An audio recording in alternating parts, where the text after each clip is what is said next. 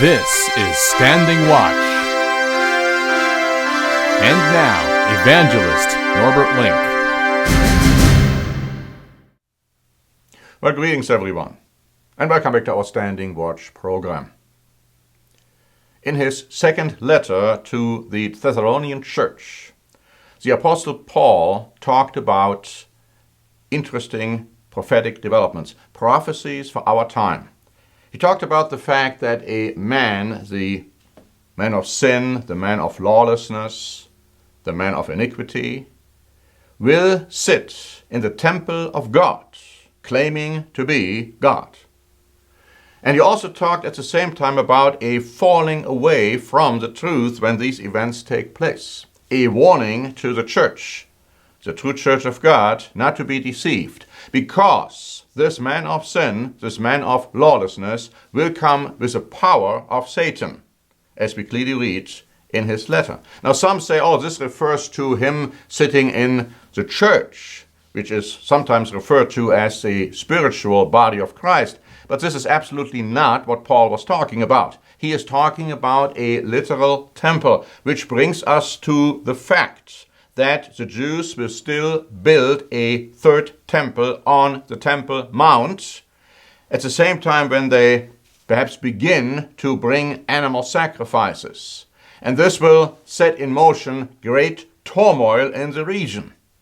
Now, first of all, let me read to you an interesting article from the Israel National News, dated June 27, saying that Dr. Naya Bakirat, the director of the Quran Academy at the Al-Aqsa Mosque, called on Muslims to save the northern and eastern parts of the Temple Mount from Jewish visitors and to prevent the occupation from implementing its destructive plans.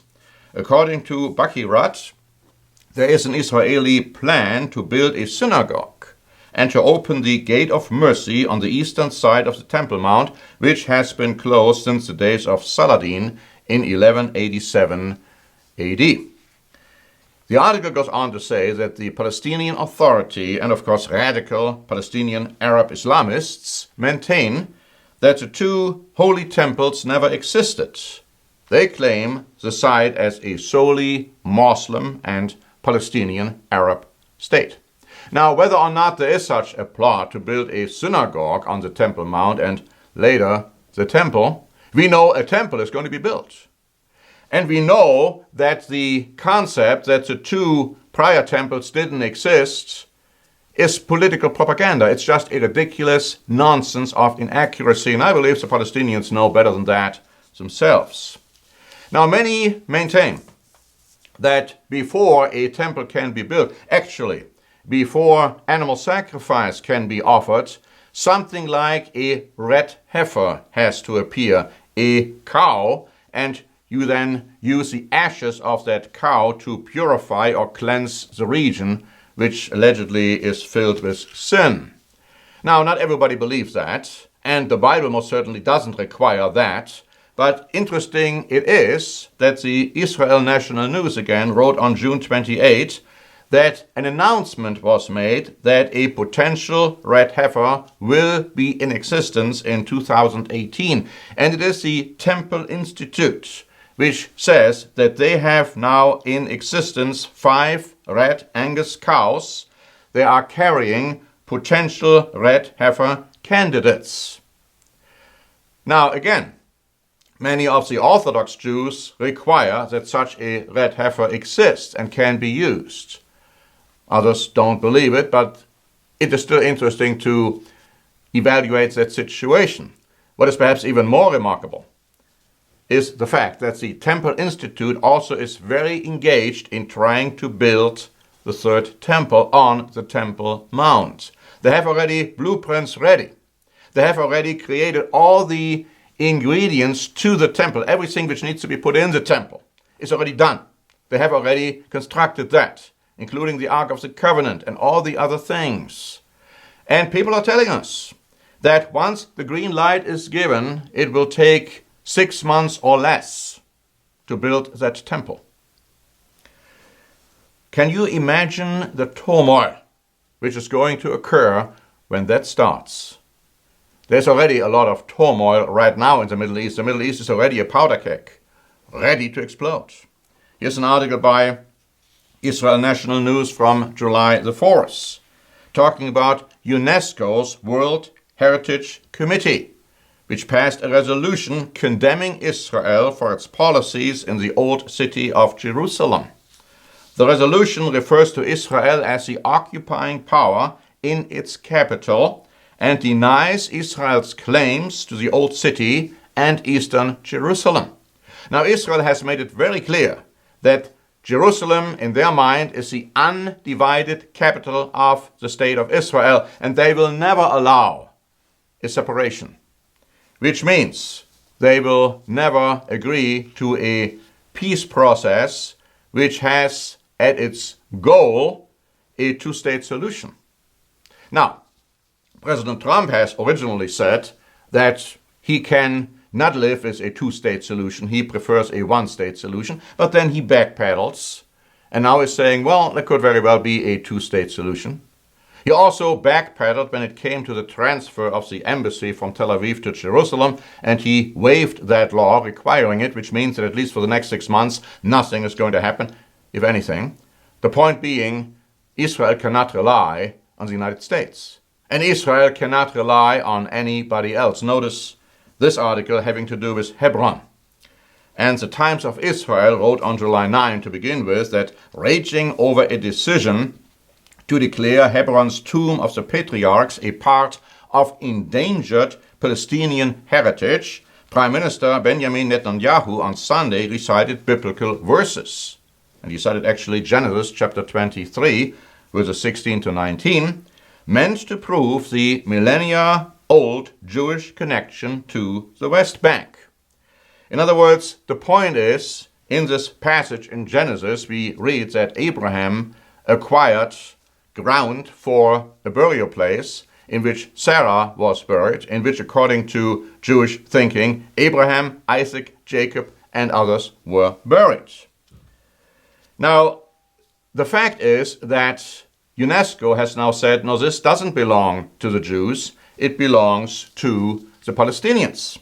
The Associated Press added on July 7 that Hebron is part of the West Bank, a territory captured by Israel in the 1967 Mideast War.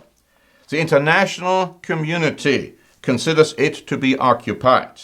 Palestinians claim the West Bank is an integral part of a future independent state, a position that is widely backed internationally, but which Israel doesn't accept, which originally America under President Trump didn't accept, but now he switched his position on that one as well.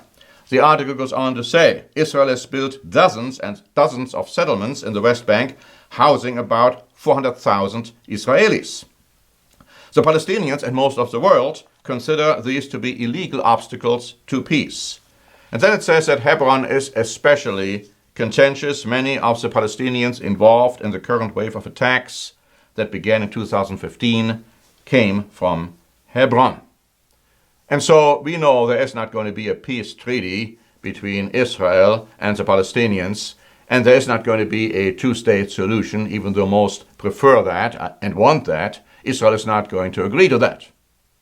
And so there is going to be war. First, it will be a war in which Israel will receive a wound, as we read in the Bible.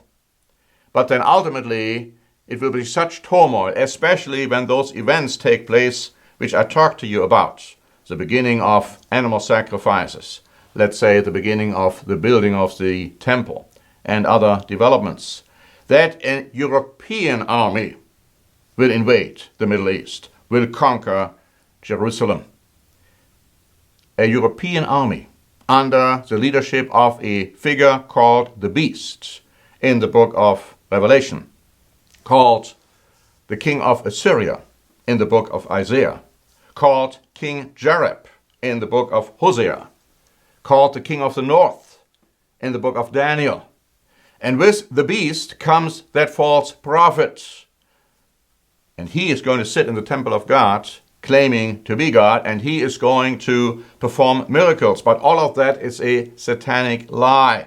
And Paul is warning us not to fall for the deception. Most people will, because he also said they haven't maintained, they haven't received the love for the truth. Do you love the truth?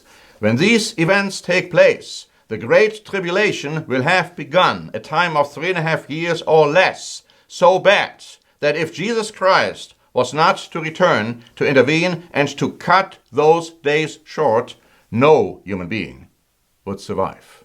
No human being would survive. We have prepared a free booklet, The Fall and Rise of the Jewish People. This booklet explains a lot about the Third Temple.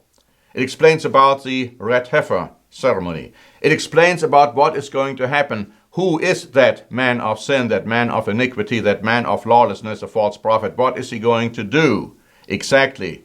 And how is he collaborating with the beast? And many more things. Where is the throne of David today? Because that throne must exist, because when Christ comes back, he will sit on it, ruling from Jerusalem. Where is it? Do you know? You can know if you ask for a free copy of this booklet on the fall and rise of the Jewish people. Please do so today, and you will not regret having done so. Thank you very much for listening and watching, and this is Norbert Link for the Standing Watch program.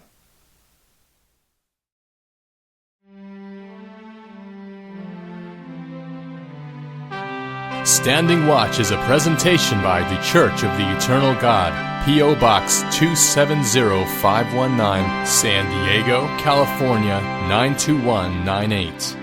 More information is also available at our website, eternalgod.org.